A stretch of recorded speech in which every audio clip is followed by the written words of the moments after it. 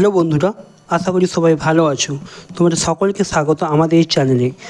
আমরা আজকে এই ভিডিওতে আলোচনা করব ডাব্লিউপি এক্সাম এবং কেপি এক্সাম নিয়ে। কারণ এই এক্সাম নিয়ে সবাই খুবই চিন্তিত যে পরীক্ষা কবে হবে, এক্সাম ডেট এক্সাম কবে দিয়েবে। এটা নিয়ে সবাই প্রশ্ন করেছে, সব ইউটিউবকে, এবং কিছু কিছু ইউটিউবার হয়তো সান্ত্বনা দিচ্ছে যে 1 মাস 2 মাস পর হবে, 3 মাস পর হবে, বা পুজোর পর হবে। কিন্তু তুমি নিজেকে প্রশ্ন করো, তোমার যেটা পরীক্ষার সিলেবাস সেটা কি তুমি 100% কমপ্লিট করেছো? তো ম্যাক্সিমাম অ্যান্সার কি আসবে যে না। কারণ 100% সিলেবাস যদি কমপ্লিট না করো, এখনকার দিনে কাট অফ খুবই হাই যায়।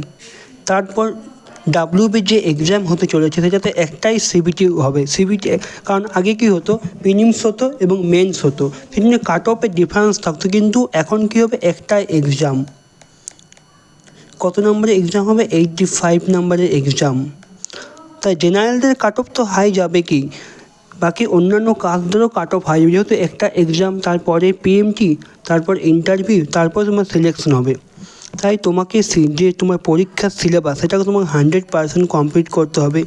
সেটাকে তোমার ম্যাক্সিমাম টাইম রিভাইজ করতে হবে, তবেই তোমার সিলেকশন হওয়ার চান্স আছে। কারণ তাছাড়া তুমি যদি পরীক্ষার ডেট বলো, পরীক্ষার ডেট তো তোমার যেটা কেপি এক্সামের যে ডেট আছে সেটা তুমি যে সেপ্টেম্বর মাস আসছে, সেপ্টেম্বর মাসের যেটা লাস্ট সানডে, সেপ্টেম্বর মাসের যেটা লাস্ট সানডে অথবা তার আগের সানডেটাতে তোমার এক্সাম হওয়ার প্রবল সম্ভাবনা আছে।